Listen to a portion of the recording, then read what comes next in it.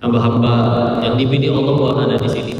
Mudah-mudahan kita nggak cuma kumpul di sini, tapi kelak juga dikumpulkan di surganya. Insyaallah. Salawat dan salam semoga selalu tercurah kepada junjungan kita baginda Rasulullah Muhammad Sallallahu Alaihi Wasallam beserta para keluarga dan sahabatnya. Salam takzim kami kepada seluruh jemaah yang sudah hadir. Terima kasih waktu dan kesempatannya. Insyaallah kita nanti sediakan waktu juga ngobrol-ngobrol, tanya jawab.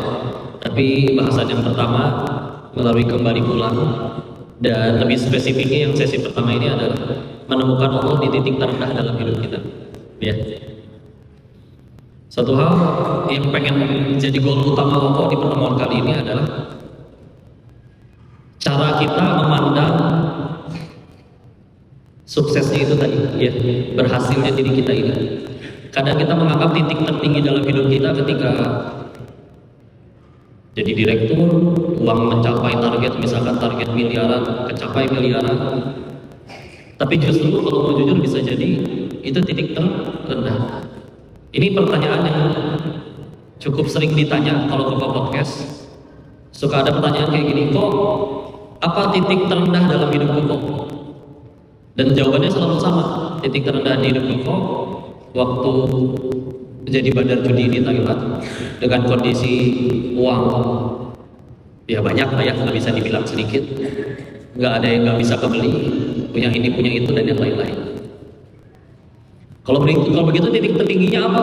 Ketika semuanya itu sudah habis, dinolkan kembali, nggak punya apa-apa, terus yang tersisa tinggal lagi sujud sambil nangisin dosa-dosanya. Itu justru titik tertinggi kita dalam hidup.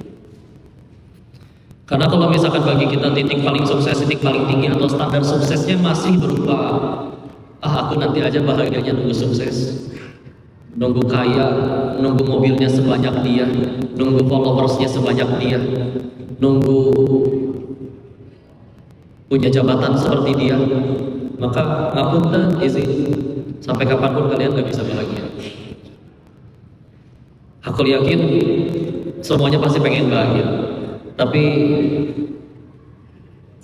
kalau definisi bahagianya salah, kalian punya apapun tetap gak bahagia, serius ya. Dan bukan berarti kita jadi serba terbatas, sudah habis pengajian ini saya pengen udahan aja, gak pengen kerja, setiap hari di masjid baca Quran, sholat, baca Quran, sholat. Nah itu juga pemahaman yang salah. Kalian tetap silakan, yang udah kepala kaya terusin nambah kaya, yang udah punya popularitas, punya followers terusin. Tapi mari kita luruskan makna nikmat dan musibah yang sebetulnya itu apa. Demi Allah, sesuatu baru jadi kebaikan itu standarnya cuma satu. Mau kita nyebutnya nikmat, mau kita nyebutnya kebahagiaan, mau kita nyebutnya kesuksesan, pokoknya kebaikan itu cuma satu, yaitu apapun yang bikin kita tambah dekat sama Allah. Demi Allah cuma itu dulu. Sehingga kalau nanti ternyata ada yang naik jabatan, ada yang viral, ada yang jadi orang kaya, tapi kalau gara-gara itu kalian tambah jauh dari Allah, demi Allah musibah, demi Allah. Ya. Tapi kan enak loh, dapat duit, dapat jabatan, dilayani, dijilat orang dan lain-lain. Berapa lama sih? Berapa lama?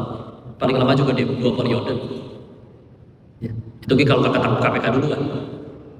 Ya. Punya uang banyak, bisa beli makanan 1000 porsi, perutnya muat itu. Bisa bangun 1000 restoran, ya. Bisa beli 1000 villa, mau pindah villa tiap hari.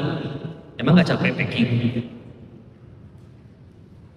Yang paling nikmatin villa justru yang jaga villa kok, mas-mas mbak-mbak berenang tiap hari seger. Bosnya belum tentu datang setahun sekali, tapi sibuk mikirin gaji karyawannya, ngisi token listriknya.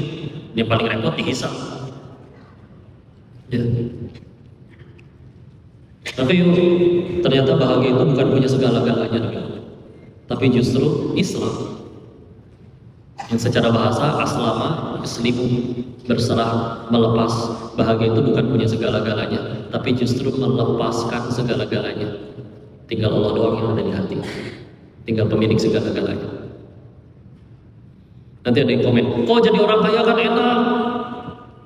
Izinnya, kalau judulnya dunia, demi Allah masih bisa bosan. Hari ini terima duit 100 juta senang? Senang. Tapi tolong rasain terima duit 100 juta setiap hari bertahun-tahun. Demi Allah bisa bosan, serius. Oh ngaco nih orang. Mana ada terima duit 100 juta tiap hari bosan. Oke, sederhana. Lu belum pernah sekaya itu. Nanti udah. Iya, serius. Kamu belum pernah sekaya itu. Ya. Kita kan penasaran dan kepengen biasanya cuma karena belum pernah. Ya.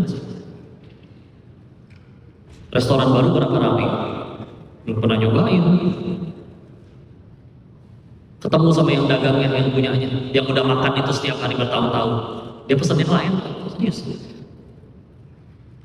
Penasaran aja. Ya. Maka Allahi, jangan mimpi bisa bahagia kalau misalkan justru bagi kita bahagia itu sekedar punya uang banyak, izin ya Pak Bu. Secapek-capeknya kalian kerja, secapek-capeknya kalian bisnis, demi Allah kalian gak akan lebih kaya dari koruptor. Serius. Tapi jujur, bisa jadi lebih bahagia kalian daripada koruptor. Dan lebih dicintai kalian daripada koruptor. Iya, dia punya jabatan. Terus apa jabatan itu menghalangi dia dari dihujat setiap hari? Dibenci oleh rakyatnya setiap hari. Ya. Tapi ada kok yang pencitraannya bagus, bisa dicintai oleh masyarakatnya. Emang menurut orang laku nanti di hadapan Allah. Kita meninggal ditanya gitu berapa followers, berapa orang yang ngefans sama kamu. Kalau ada yang ngefans, kalau mau jujur juga karena satu hal aja, Allah masih nutupin aib kita.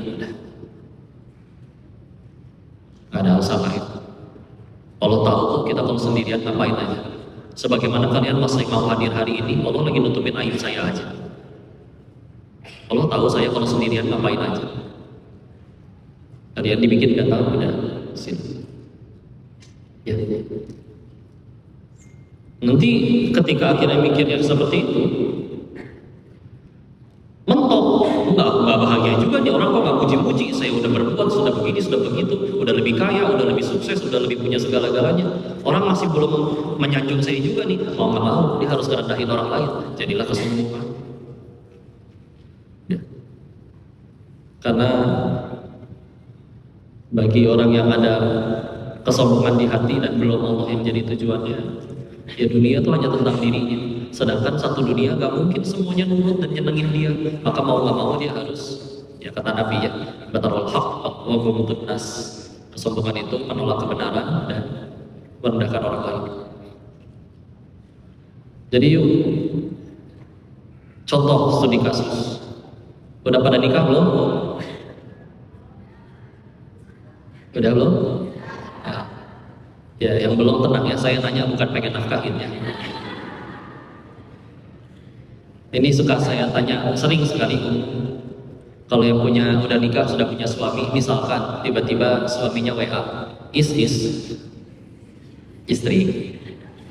boleh kan manggil istrinya dijawab, ada apa suami, astagfirullahaladzim, jangan susah dulu ya.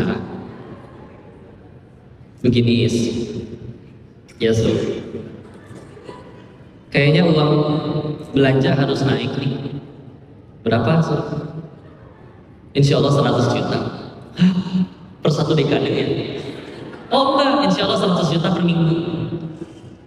Bu, Mbak, duit belanja uang jajan 100 juta per minggu, nikmat bukan? Ujian. Ulangi. Oh, bisa jadi nikmat, bisa.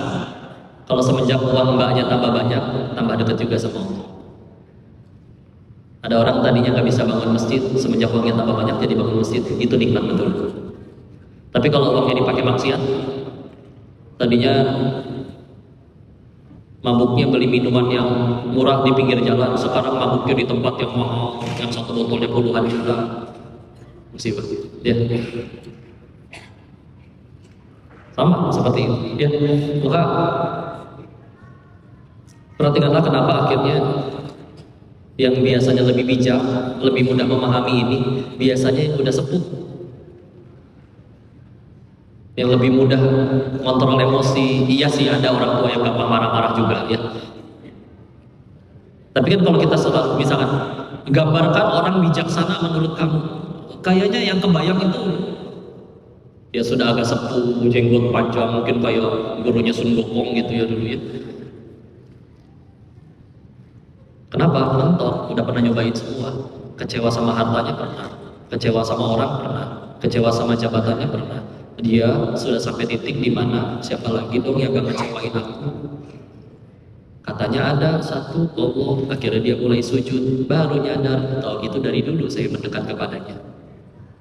Cuman kan dulu belum pernah nyobain kaya, belum pernah nyobain dapat jabatan, belum pernah nyobain populer. Ya. Jadi silakan, karena memang ada orang-orang yang dia mau segimana menutup diri, duit tetap datang kepada dirinya ada. Dia segimana mau menutup dirinya, kata Allah harus dikenal, viral.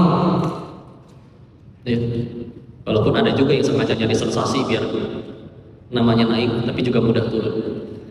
Maka bayanginnya seperti ini aja. Ibarat kita mau pulang ke rumah, jalannya cuma satu, yaitu satu jembatan. Nggak ada jalan lain, hanya jembatan itu. Pertanyaannya, ada nggak orang yang dengan sengaja memperindah jembatannya? Dikasih empuk, karpet yang empuk, pegangannya dari emas, lampu sorot, tanaman hias, dikasih wewangian. Indah sekali itu jembatan, tapi rumahnya bobrok. Pintunya lepas, kacanya pecah, atapnya jebol, temboknya retak. Bukankah seindah-indahnya jembatan kita nggak mau tinggal di jembatan? Nah, kita sekarang lagi di jembatan. Nama jembatannya dunia.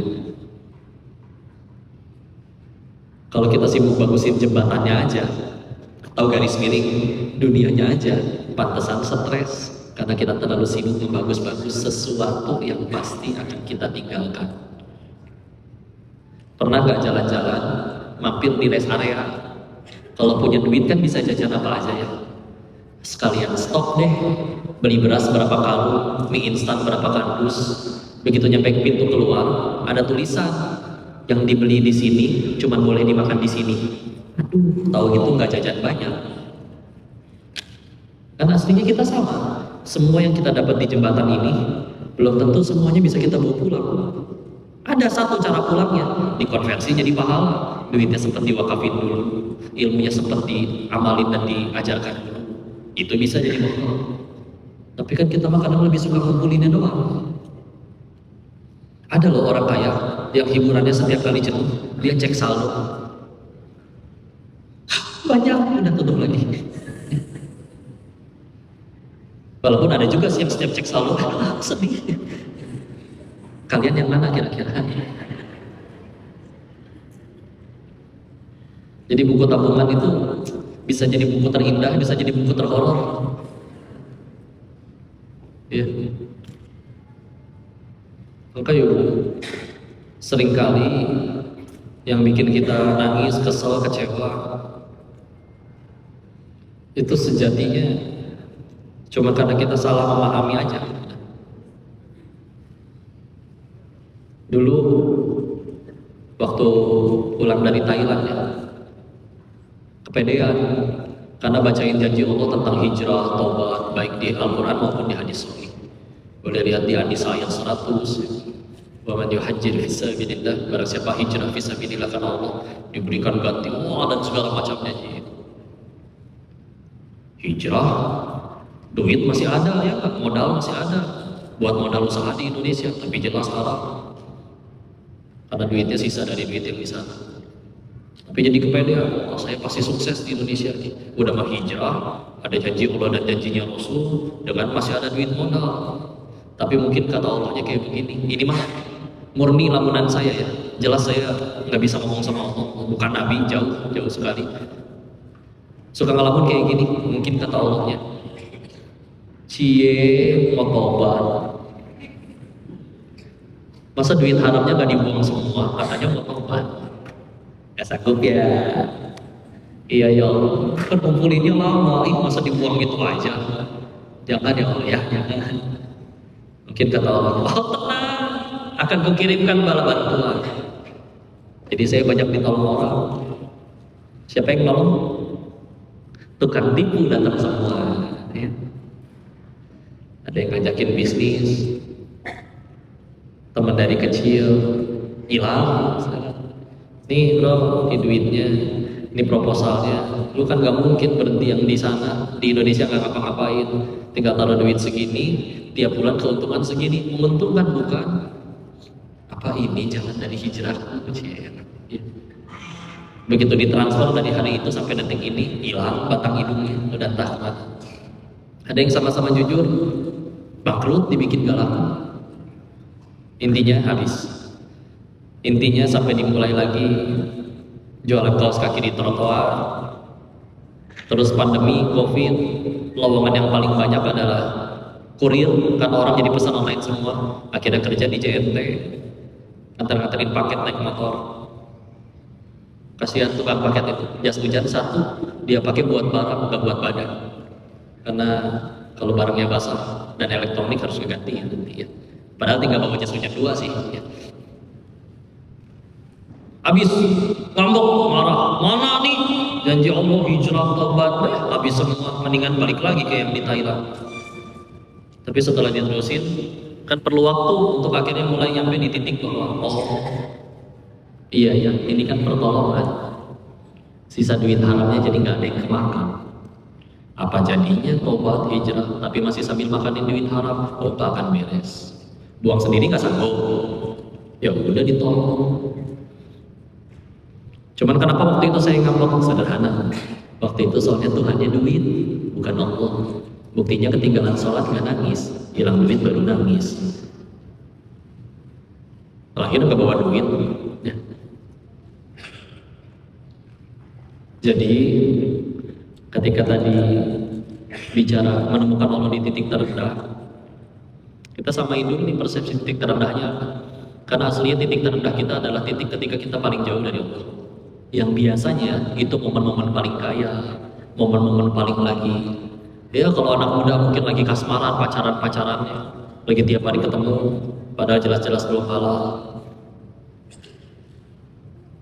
Dan titik terdekat kita, tertinggi kita sama Allah, justru ketika kita udah nggak punya apa-apa lagi, tinggal Allah doang.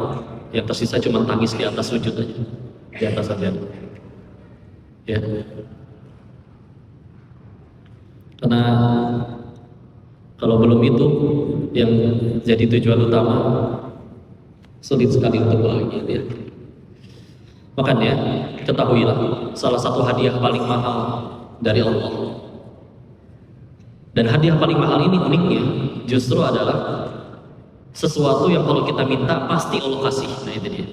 Sesuatu yang kalau kita minta pasti Allah kasih. Easy itu. Kalau di sini ada yang berdoa minta jodoh. Ada yang doa minta jodoh di sini tiap hari? Ada? Izin ya, bukan mau matahin semangat. Masih ada peluang kalian mati jomblo. Kok gitu sih kok? Ya karena syarat bahagia dan syarat ke surga harus punya jodoh, betul nggak? Ya, kalau misalkan syarat bahagia syarat bahagia itu harus punya jodoh dulu. Apa kabar anak-anak yang kena ledakan di Palestina? Boro-boro mikirin jodoh, mikirin besok makan, besok selamat juga nggak tahu. Ya. Dan yang udah pada punya jodoh, dulu ibu menikah dengan si bapak karena pengen bahagia kan? Betul? Terus kenapa sekarang penderitaan terbesar ibu justru berasal dari ya bukan si bapak, astagfirullah. Masa gitu sih jawabnya? Maaf ya, digocek. Minta jodoh belum tentu dikabul, serius. Kalau ada yang minta harta, belum tentu dikabul juga. Ada orang yang seumur hidup gak pernah ngerasain megang duit 10 juta aja. Ada yang belum pernah. Baik cash maupun di rekening. Enggak, sampai dari lahir sampai meninggal gak pernah ngerasain. Ada orang minta sehat juga belum tentu dikabul, izin. Padahal minta sehatnya bagus. Ya Allah saya pengen sehat biar bisa sholat sambil berdiri. Coba itu kan doa yang luar biasa. Nggak minta maksiat ya. Karena dia dari sakitnya udah lama, jadi sholat tuh selalu duduk atau nggak tiduran. Pengen ngerasain sholat berdiri itu gimana? Tapi izin, permintaan apapun itu, minta harta, minta jabatan, minta kekuasaan, minta jodoh, minta sehat, belum tentu dikabul. Tapi kalau kita minta yang satu ini, pasti Allah kabul. Minta apa? Minta hidayah. Nanti malam cobain. Apalagi nanti udah mau deket Ramadan ya. Di Ramadan itu gampang bangun malam soalnya karena harus sahur. Lalu sebelum yang lain bangun, udah duaan aja sama Allah. Tahajud, nggak apa-apa 2 rakaat juga, nggak apa-apa kuliah kulhu juga nggak apa-apa. Ya, beres itu ngobrol aja, curhat ya. Ini hamba pulang ya. Terima kasih bangunin hamba malam ini. Engkau tahu apa yang hamba lakukan di saat sendirian. Jujur-jujuran sama Allah di situ. Ya Allah, waktuku sehari 24 jam. Engkau tahu yang jadi ibadah berapa menit, yang jadi maksiat berjam-jam. Engkau tahu yang ibadah beberapa menit itu pun pikiranku kemana-mana, niatku salah. Mikirin mulut orang, mikirin pujian orang, takut dihina orang. Engkau tahu hamba. Udah jadi hamba yang kayak gimana sepanjang hidup ini. Sedangkan nikmatmu gak pernah putus, gak pernah berhenti. Engkau yang titipkan mata ini, tapi mata ini juga yang melihat yang engkau larang ya. Engkau yang sehatkan kaki ini, tapi aku juga yang menggunakan kaki ini ke tempat yang engkau tidak suka ya. Tapi kalau malam ini hamba masih boleh meminta ya. Anugerahkan hati hamba hidayah. Cukup. Karena kalau ini yang sampai Allah kasih, ya punten ya, kalau kita ngedoain orang dapat hidayah itu juga belum tentu. Ini diri sendiri ngaku nelancangin dirinya di hadapan Allah, ngakuin kelemahannya, udah putus harapan dari semuanya, tinggal ngegantung ke Allah doang. Dan ketika orang bisa minta harta, bisa minta segala macam, yang kamu minta malah petunjuk, minta hidayah. Dia yang punya gelar maha kasih, maha penyayang, nggak mungkin ngebiarin doa itu didiamkan di atas. Dan kalau sudah ini yang Allah kasih hidayah, kalian mau jalan hidupnya kayak gimana juga nemu jalan bahagia demi Allah. Mau dia guru PAUD di desa yang gajinya sebulan cuma 250.000 kayak, mau dia hidupnya lebih sering dikhianatin atau dihina orang kayak. Tapi kalau misalkan nggak punya ini tapi punya segala-galanya, puasa ada, harta nggak kehitung, nggak punya Allah di hati, nyolong, serius nyolong. Itu koruptor itu nyolong bukan dalam kondisi lapar. Mereka ngambil duit miliaran yang bukan haknya dalam keadaan di rekeningnya udah ada miliaran. Nyolong, miskin hati, kurang terus. Atau berapa banyak terjadi perselingkuhan, istrinya lebih cantik daripada pelapornya. Ada sih pelakor yang cantik juga ya. Tolak ketawa. Sampai dibilang ternyata jadi pelakor gak perlu cantik ya, hanya perlu apa? Gatel. Maaf ya, saya pecinya ketinggalan. Ya. Serius. Ya. Cobain, serius cobain. Ya. Nanti malam ya, pasang alarm 3. Jam 3, 3:05, 3:10, sama 3:15. Ya. Bismillah ya. Bapak 2 rakaat. Ini sedikit tambahannya. Nanti ini sebetulnya nggak berlaku di Ramadan aja, tapi setiap malam. Ini sahih dari Nabi, banyak disampaikan di Bukhari, ada di Muslim, ada di Tirmidzi, ada banyak ya. Pokok-pokoknya Rasulullah SAW bersabda maknanya, barang siapa terjaga di malam hari, ibu kebangun, mbak kebangun ya, pengen pipis kayak digigit nyamuk kayak kepanasan kayak kebangun, lalu dia membaca la ilaha illallah wahdahu la syarikalah lahul mulku wa lahul hamdu wa huwa ala kulli syai'in qadir, ditambahin lagi dengan alhamdulillah wa subhanallah wa la ilaha illallah wallahu akbar wa la haula wa la quwata illa billah, ditutup dengan Allahumma gfirli, ya Allah ampuni saya. Ulangi ya. Saudara siapa terjaga di malam hari lalu dia membaca la ilaha illallah wahdahu la syarikalah lahul mulku wa lahul hamdu wa huwa ala kulli syai'in qadir, alhamdulillah wa subhanallah wa la ilaha illallah wallahu akbar wa la haula wa la quwata illa billah. Kok biasanya subhanallah duluan? Boleh, yang sahih yang kayak riwayatnya gitu juga ada. Cuman ini kok ambil ternyata lebih banyak yang depannya alhamdulillah. Ya. Tapi kalau pengen subhanallah dulu juga Nabi ada riwayatnya. Ya. Berarti urutan nggak masalah. Lalu ditutup dengan Allahumma gfirli. Terus emang kenapa kalau baca itu di terusan hadisnya, lalu setelah membaca itu dia berdoa, Allah kabulkan doanya. Karena kalau kebangun di tengah malam itu hadiah rezeki. Allah kabulkan doanya. Ada terusannya. Barang siapa dia mengambil wudhu lalu sholat, Allah terima sholatnya. Ini yang menurut saya lebih mahal. Karena permintaan kita, kadang menurut kita baik, kita suka, ternyata itu tidak baik menurut Allah. Ya. Tapi kalau misalkan diterima ibadah kita, izinnya.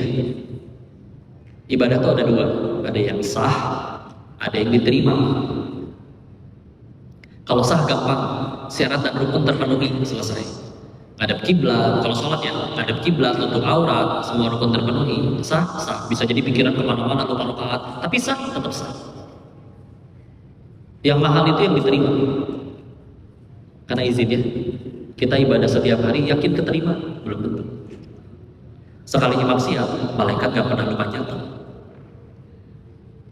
Maka kita perlu yang diterima. Emang kenapa kalau sampai diterima? Kalau ke manusia, kita berbuat 1000 kebaikan, bisa dilupain gara-gara sekali salah. Emas mah gak pernah peduli. Seolah seumur hidup pernikahan ibu dicambuk setiap hari. Ya. Ya. Itu ke manusia. Ke Allah, kita datang bawa 1000 kesalahan, ada satu aja amalan yang Allah terima. Allah punya hak buat ngapusin 1000 dosa sisanya. Terus ini ada hadis sahih yang menjelaskan barang siapa terjaga di malam hari lalu baca doa tadi, terus dia ambil wudhu terus sholat, Allah terima sholatnya. Izinnya ke surga pengen. Nabi Adam diusir dari surga, dosanya satu. Kita pengen ke surga, emang dosanya satu. Berarti yang paling ngalangin diri kita ke surga itu kelakuan kita sendiri. Mending kalau ibadahnya banyak.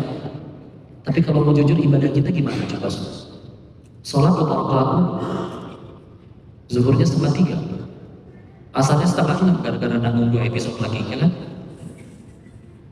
Subuh sebangunnya sekalian doa, biar sekalian doa. Istiqomah apa? Istiqomah kuliah dulu.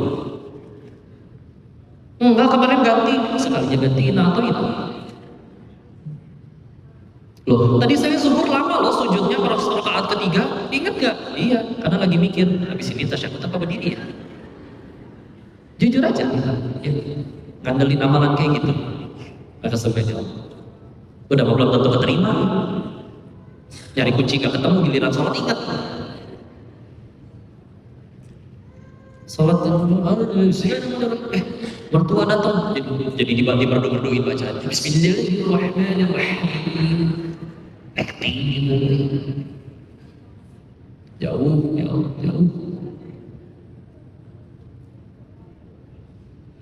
Kan ya izinnya jujur. Nanti kan kita mati semua nih, pasti ya. Dan kalau suatu saat kita nyampe surga, kalau mau jujur, mungkin bukan karena ibadah kita, karena segitu gitu, tapi bisa jadi karena sabarnya kita ngadepin ujian di dunia. Ada yang sabar ngadepin suaminya seperti Asia ngadepin Firaun. Asia kalau pengen egois bisa, cerai aja lah. Nggak mungkin nggak ada yang ngantri mantan ratu soleha, mantan. Ya. Tapi berdoa di surat ke-66 At-Tahrim ayat ke-11. Ya Allah, kalau memang ini jalan bagiku lebih mudah ke surga, bismillah ya, hamba jalanin. Mau yang dihadapin seperti Firaun. Makanya kadang kalau kajian begitu beres, kadang kan suka ada yang cerita, ya Allah, ada yang diuji anaknya begini dan begitu, ada yang diuji suaminya begini dan begitu, tapi dia memilih untuk bersabar padahal bisa meninggalkan. Jangan dikira itu gak ada pahalanya. Luar biasa ya. Sholat ada pahalanya, sedekah ada pahalanya. Al-Baqarah 261 dikali 700 kali lipat ya. Tapi kalau ditanya, ada nggak ibadah yang ganjaran pahalanya tanpa batas? Ya udah, Quran surah 39 Az-Zumar ayat 10. Innama yuwaffas sabiruna ajrahum bighairi hisab. Hanya orang-orang bersabarlah yang ganjaran pahalanya disempurnakan tanpa batas. Nah ternyata sabar itu kan 3 tempat. Tingkat yang justru paling bawah adalah sabar hadapin musibah. Kenapa ini paling bawah? Karena kadang emang kepepet. Kamu gimana setelah difitnah terus dipecat? Saya cuma bisa sabar. Itu bukan hebat, karena emang gak ada pilihan lain selain sabar. Walaupun tentu itu juga pahalanya luar biasa. Minimal kalau nggak jadi pahala, bisa jadi dosa kita bersih gara-gara dijahatin orang kayak gitu. Sedangkan tadi kita tahu, kita mati pengen ke surga, yang paling ngalangin diri kita ke surga bukan kelakuan orang, tapi kelakuan kita sendiri. Dosa kita sendiri. Apa sabar yang kedua? Sabar dalam ketaatan. Contoh, nanti Ramadan, dekat rumah masjid ada 2, yang satu minimal 1 jam baca ada 1 juz, yang satu 15 menit 23 rakaat. Ayo pilih yang mana?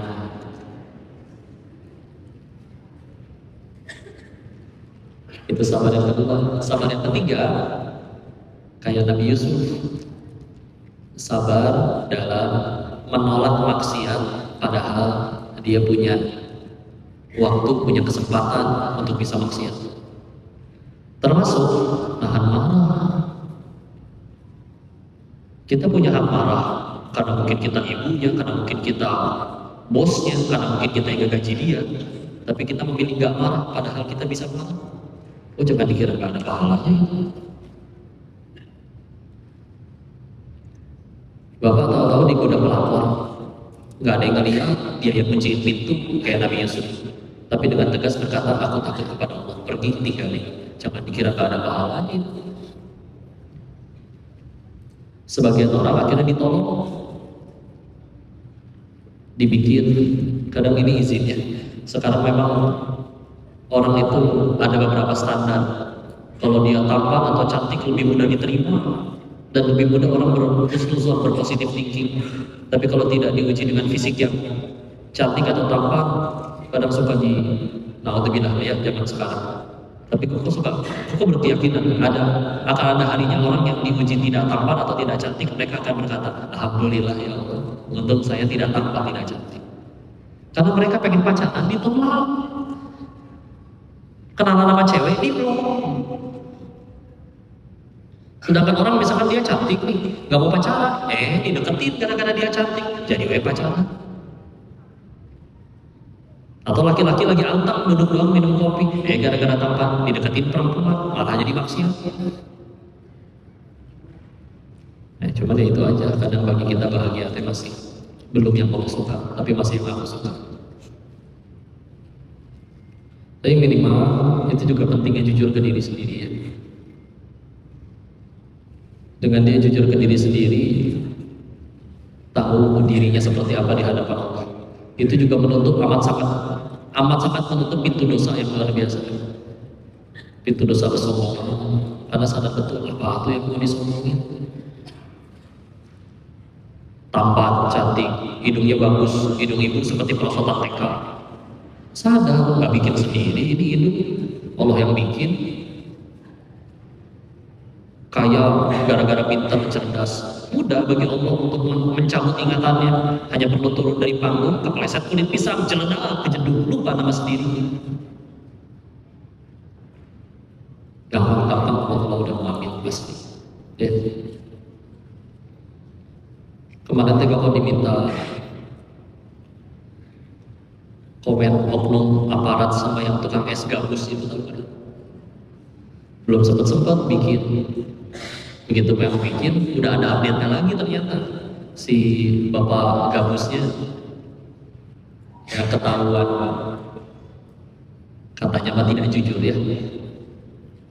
Udah ada yang bantu siapa aja? Belum ada yang bantu ya, kita nggak bahas ke situ ya. Tapi ambil hikmah lah ya. Satu, jangan sombong lah, mau apapun posisinya.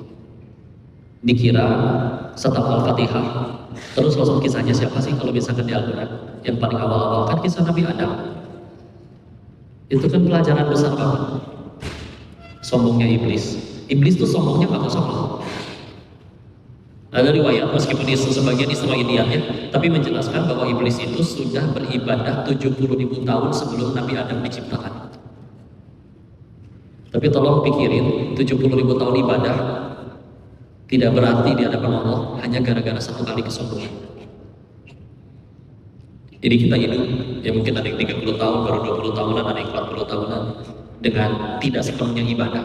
Terus sombong, apa yang disombongin tadi? Ya. Dan mudah bagi Allah menjatuhkan.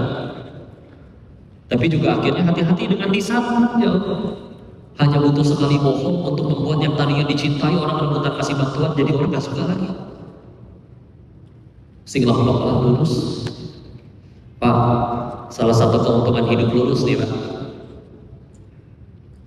Kita gampang ambil kesimpulan. Contoh, Bapak hidup lurus, dipecat. Sederhana, Allah pasti pengen kasih tempat kerja yang lebih baik, udah selesai. Tapi kalau kita misalkan nggak hidup lurus, sambil godain istrinya si bos, sambil korupsi, tahu-tahu dipecat, kan bingung nih.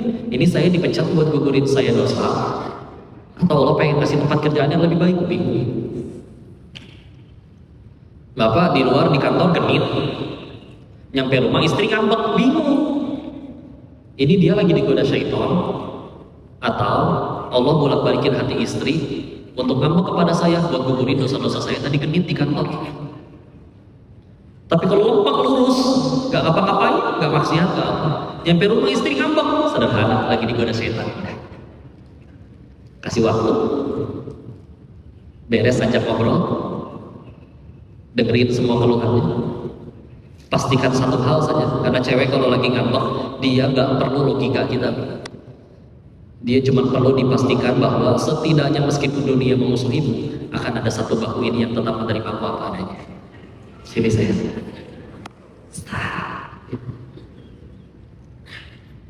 Jadi setiap kali dia lagi ngomel, jangan di depan. Emang secara logis kan mama salah, Pak. Nah betul itu dia. Terus gimana tuh, kok ulangi aja perkataannya. Ya Pak, jadi keburu habis. Kau coba aja kemarin mama check out duluan. Iya ya Ma, harusnya kan mama kemarin check out duluan. Andai aja, udah ikutin aja, ikutin.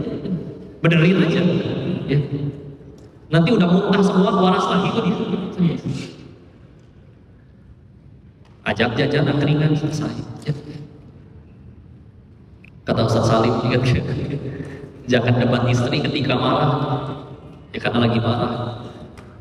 Jangan debat istri ketika tenang, nanti dia bisa marah. Ya, jadi kapan? Tapi serius, kata Nabi kan tulang rusuk itu bengkok ya. Dilurusin dia patah, didiemin dia tetap bengkok. Jadi mesti ngapain kita? Waktu kami tanyakan ke guru hadis kami, beliau jawabnya satu, berarti kalian harus sabar. Gitu aja. Ya, karena selevel Umar bin Khattab juga pernah dimarahin istrinya. Yang setan aja gak berani papasan sama Umar radhiyallahu anhu. Pernah diomelin sama istri. Ya. Tapi ya sudah, beliau mengingat, ya Allah. Jadi kalau sama pasangan itu suka liatin, ya Allah, cobain kalau pasangan lagi tidur itu dilihat, perhatiin aja wajahnya, meskipun sambil mangap gitu ya. Ya Allah, wanita ini ya Allah, banyak orang rela mati loh untuk dia, ayahnya, ibunya, untuk dia bahagia. Terus dia rela ninggalin semua orang yang rela mati demi dia, hanya untuk dampingin aku, laki-laki yang baru dia kenal. Karena ada yang sebelum nikah cuma kenal 3 bulan, kenal 1 tahun, ya ada juga sih yang kenal lama ya. Tapi kan tetap lebih lama kenal orang tuanya. Maka kalau selagi dia bersamaku, dia cuma lebih banyak menderita, serius aku laki-laki yang seburuk itu, aku gak mau kayak begitu. Ya. Sama istri juga lihat suami pas lagi mangap gitu ya, saking capeknya, ambil tisu, lap chestnya, gak usah diendus tapi ya, nanti kaget. Ya Allah, wanita laki-laki ini ya Allah, kalau dia mau, dia bisa hidup sebebasnya, sepuasnya. Tapi atas nama syariat, dia diwajibkan banting tulang untuk menafkahi aku dan anak-anaknya. Maka kalau selagi aku bersamanya, dia bersama, dia cuma menambah penderitaan, maka setidaknya biarkan aku menjadi pengurang dari lelahnya ya. Kan enak kalau sama-sama kayak gitu. Ini ada ucapan dari, ini sampai dikutip di kitab-kitab salaf. Contoh di Bidayah wa Nihayah Imam Ibnu Katsir, ini kitab sejarah. Ucapan istri soleha kepada suaminya. Catat ya. Dan nanti disampaikan ke suami. Tapi suami masing-masing. Suami orang repot perkara ya. Ngomong apa coba? Wahai suamiku, kami, maksudnya ibu dan anak-anaknya. Lagi, wahai suamiku, kami, istri dan anak-anak, kami tahan pahitnya kelaparan. Yang kami tidak tahan adalah panasnya api neraka. Maka tolong jangan sekali-kali kamu pulang bawa yang haram ke rumah ini. Kalau menurut ibu itu kalimat biasa saja, tolong perdengarkan itu di kalimat di telinga laki-laki yang beriman. Mereka cari duit di luar sana, nggak selalu sesuai harapan. Dagangan kadang sepi, atasannya pelit, bawahan kurang ajar, difitnah sama teman kerja, apapun itu. Laki-laki, serius laki-laki. Satu dunia memusuhin dia bisa tenang ketika ingat satu hal. Yaitu ketika ingat, setidaknya meskipun dunia memusuhiku, akan ada tetap satu wanita yang memperhatiku apa adanya. Siapa? Ibu di rumah. Jangan sampai itu diambil oleh anak magang di kantor yang memahami dia apa adanya. Nanti jadi film azab soalnya. Ini, bahkan ketika dia ingat ibu, atasan habis marah-marah, nengok handphone. Handphonenya kalian lagi pergi sama keluarga kamu. Setidaknya dia akan tetap memahami aku pasti. Nyampe rumah dengan senyum lega, tahu-tahu nyampe rumah ternyata suara ibu lebih berisik daripada suara korek. Nah itu dia. Atau dibalik deh, kadang hari begitu indah, atasan memuji, bawahan mengagumi, pelanggan balik lagi, kantong kanan 100 juta, kantong kiri 100 juta. Yes, akhirnya bisa jajanin istri. Mah, nih beli gelang sampai kelek kalau perlu. Ya. Nyampe rumah, ini ada rezeki dari Allah, lumayan 200 juta. Cuma dilirik malah digebrak. Pak, yang benar aja. Segini cukup apa? Dia tuh tetangga kamu. Dia tuh bawahan kamu, tahu? Masa mobilnya bagusan dia daripada kamu? Pikir dong, Pak, pikir. Bagus gak acting saya? Ibu tahu saya ngambilnya dari mana? Dari film azab. Ibu tahu kan endingnya diapain perempuan kayak gitu? Hati-hati nanti jalan kepeleset masuk truk molen. Ya Allah. Hancur asli.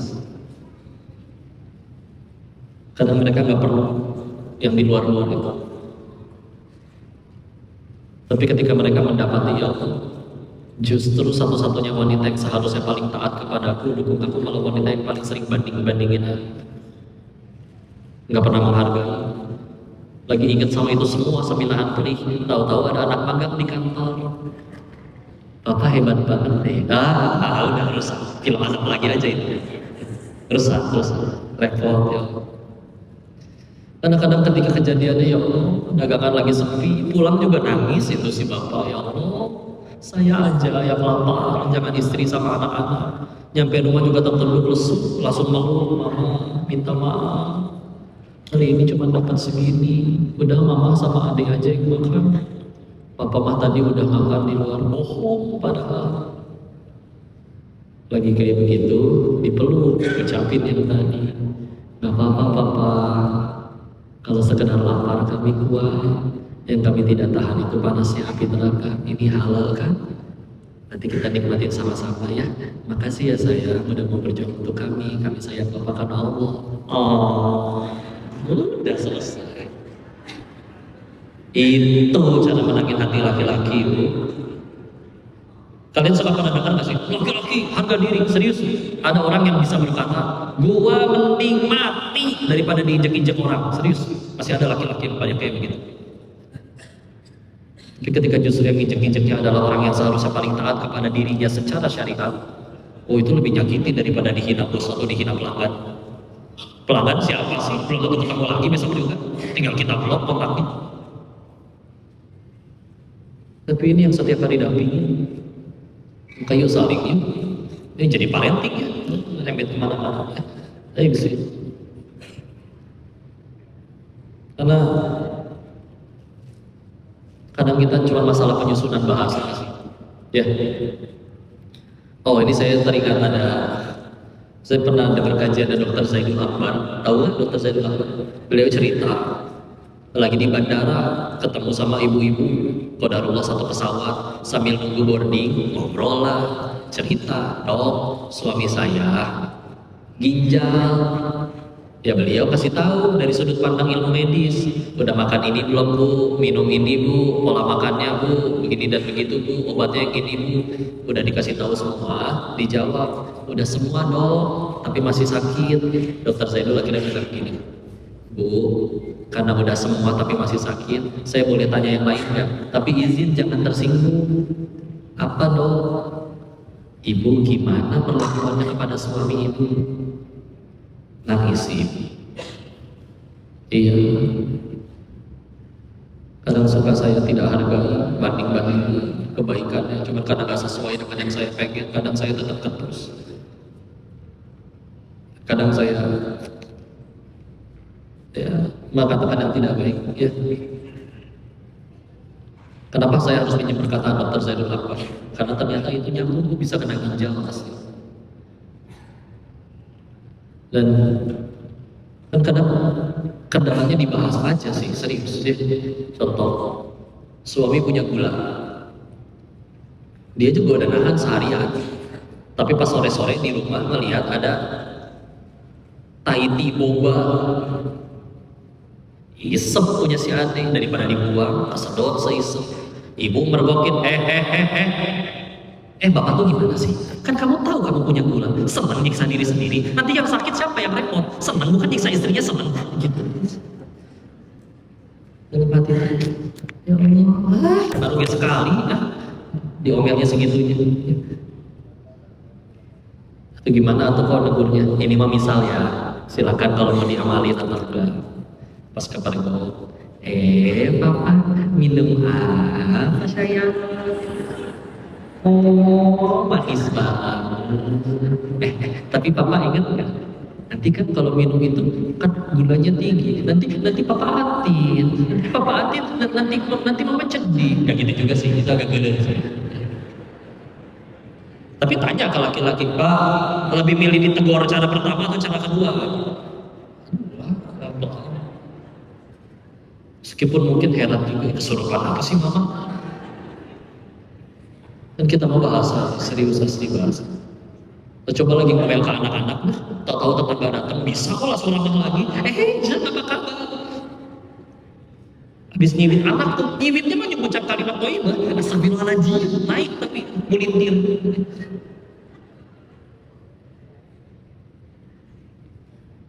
Ya udah, ya.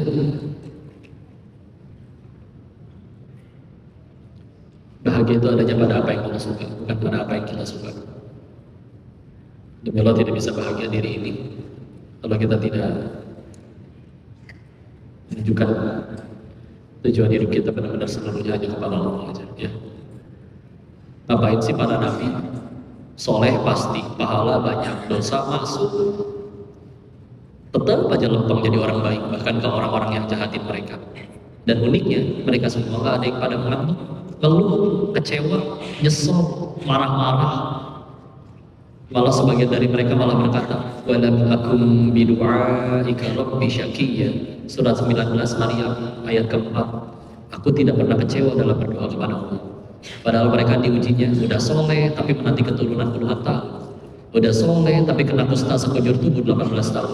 Sambil kena kusta 12 anak kandungnya meninggal barengan.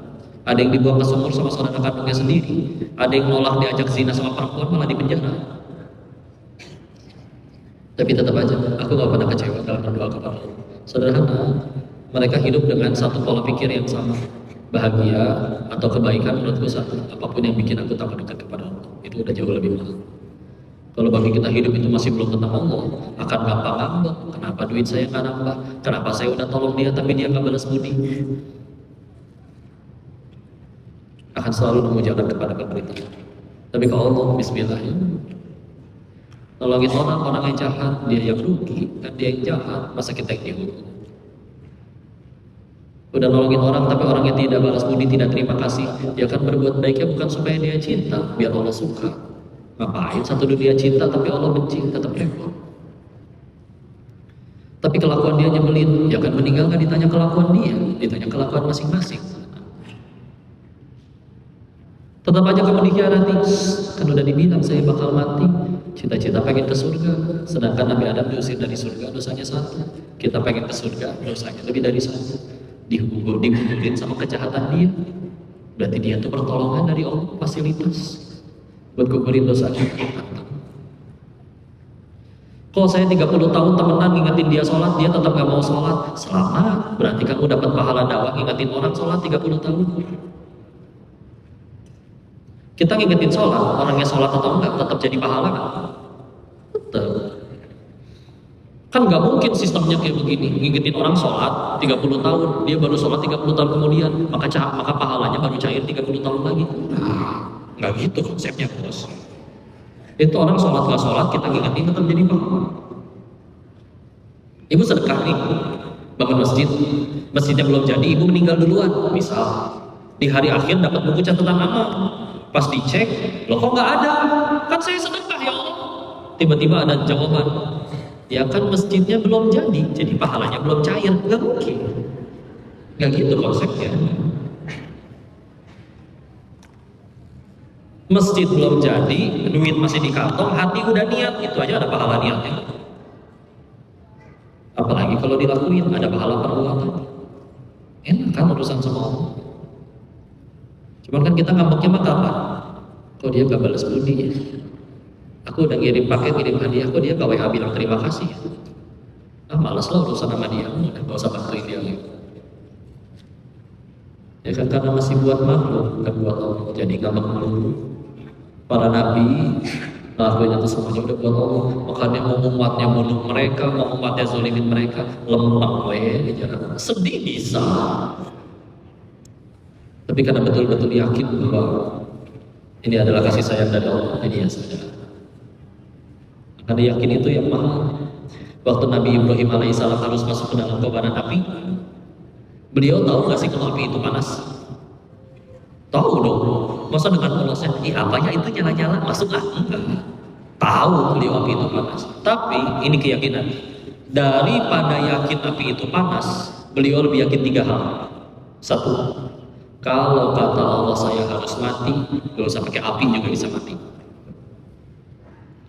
2, kalau kata Allah saya tidak akan mati, mau api, mau meteor, mau gempa, mau tsunami, mau gunung meletus, saya tidak akan mati. Jangankan mati, sehelai rambut pun gak akan jatuh tanpa seizin Allah. 3, kalau saya udah lakuin ini untuk Allah, tetap mati, sederhana, pasti Allah ganti dari sesuatu yang jauh lebih baik. Beliau lebih yakin tentang 3 hal itu daripada yakin api itu panas dan membakar. Maka bismillah, hasbunallahu wa ni'mal wakil, ni'mal maula wa ni'mal nasir. Allah jadikan api dingin untuk beliau. Bukan kadang kurangnya di mana, dia yakin ya. Karena kalau ilmu insya Allah gampang, semua koruptor juga tahu kok nyuri itu nggak boleh. Semua yang selingkuh juga tahu kok itu bukan perbuatan baik, makanya sembunyi-sembunyi. Tapi karena tidak yakin bahwa itu akan kembali jadi keburukan pada dirinya, jadi ya sudah, terulang lagi. Ya, sama kajian ini juga satu tujuan paling utamanya, pulang dari sini tambah yakin semua. Kata Allah jangan, nanti jangan, pasti buruk buat saya. Kadang kita masih tengah pilih ya, masalah babi aman kita nggak mau makan. Tapi masalah kalau misalkan enggak riba nih kok, saya kapan punya motor kok, saya kapan punya mobil kok. Jadi pilih-pilih ayatnya, ya. Kafah. Nanti Allah yang tolong sisanya. Ya, sisain waktu ngobrol-ngobrol, tanya jawab, diskusi, atau barangkali dikoreksi, barangkali saya ada salah menyampaikan. Sebelum masuk ke sesi selanjutnya, saya kembalikan dulu kepada Ustadz Kembaran. Ya. Bersama teman-teman kita sudah akan selesai menjadi politik serta kehidupan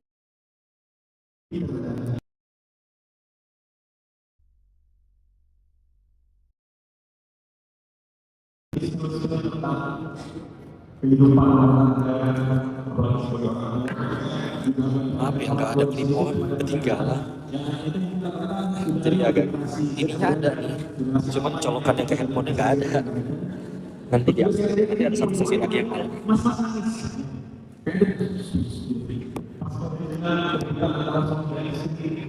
pulang kerja dan sebagainya itu pasti boleh Masya Allah luar biasa. Kalau Di Yogyakarta, di Sleman City Hall. yang ibu-ibu bilang, at least Kami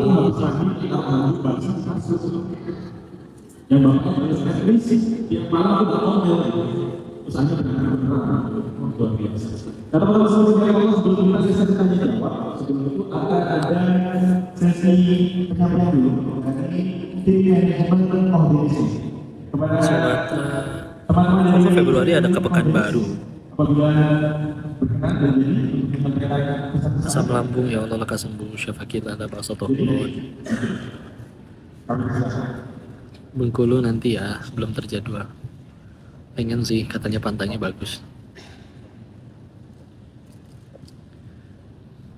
Pandeglang belum, karena kemarin Cilegon, Serang. Waalaikumsalam warahmatullahi wabarakatuh, udah di November kemarin. Bandar Lampung, Tabibun. Lampung nanti ya, Lampung lagi ya. Pekanbaru 14 Februari kan masalah. Cirebon masih belum disusun jadwalnya. Nanti mudah-mudahan bisa kesana lagi. Iya lagi di SCHR. Nanti di tanggal 14 di Pekanbaru, 15 di Bengkalis. Hafiz Indonesia ada. Tapi Koko nggak full 30 episode. Koko udah kosonginnya Desember Januari, ternyata mereka syutingnya November Desember. Jadi nggak full. Tapi ada 30 hari nanti di Ramadan tayang. Kita udah beres syuting, bahkan udah ketahuan siapa juaranya. Udah tinggal tayang aja.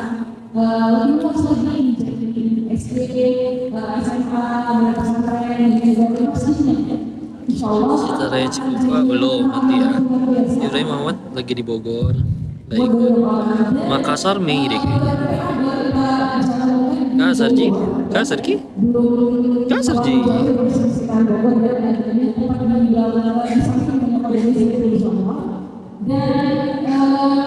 Bogor kemarin di Bogor. Gue sering besok juga kok udah pulang ke Bogor lagi. Jepara belum. Ini suka pada kering enak kalau di Pocer. Jambang belum gitu ya. Doanya la ilaha illallah wahdahu la syarikalah lahul mulku wa lahul hamdu wa huwa ala kulli syai'in qadir. Alhamdulillah wa subhanallah wa la ilaha illallah wallahu akbar wa la haula wa la quwata illa billah Allahumma ighfirli. Ramadan Jabodetabek dan Bandung sih. Brebes belum, nanti mudah-mudahan bisa kesana. Kuningan juga belum kesana lagi nih.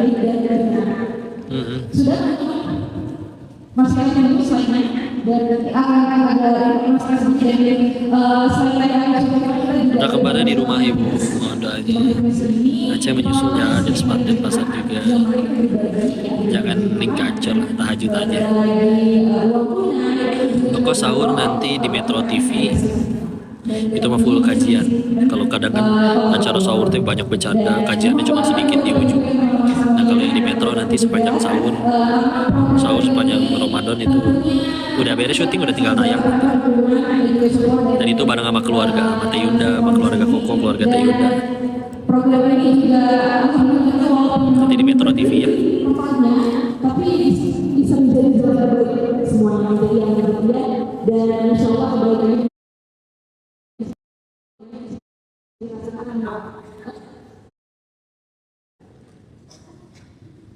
Oke, kita tunggu dulu. Ya baik, bismillah. Ini hanya ladang amal kita ya untuk nyiapin bekal ketika nanti untuk pulang. Jadi investasi terbaik adalah wakaf salah satunya. Maka mempersilakan bagi Anda yang pengen ikut berwakaf, pembebasan lahan. Nanti mudah-mudahan setelah sekarang udah jadi SMP-nya, tinggal mudah-mudahan menyusul TK, SD, SMA dan perguruan tinggi dan masjidnya dan gedung dakwahnya. Istilah mudah-mudahan bisa jadi pahala jadi kita, jadi pahala jadi bagi kita. Yang kau tahu, kau nggak bisa balas apa-apa. Yang balas pasti Allah dengan balasan yang jauh lebih baik. Dan aslinya setiap kali ada yang sedekah itu pilihannya cuma dua. Satu, diganti di dunia, standarnya 700 kali lipat. Dua, digantinya setelah mati jadi amal soleh, jadi bekal kita.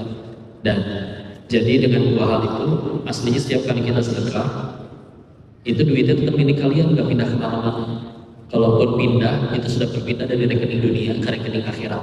Ya, jadi bisnis, mudah-mudahan Allah mudahkan ya untuk yang mau berpartisipasi. Mau disimpan dulu aja nanti QRIS atau ininya buat nanti sedekah setiap subuh, monggo silakan. Nanti langsung ditampilkan ya. Mudah-mudahan nanti bisa mampir karena lokasinya di Bogor. Santrinya yang udah mungkin baru ada yang ikhwan masih dibangun buat yang akhwat. Mohon doanya mudah-mudahan bisa semakin jadi manfaat ya. Wallahu a'lam bishawab. Baik, terima kasih banyak.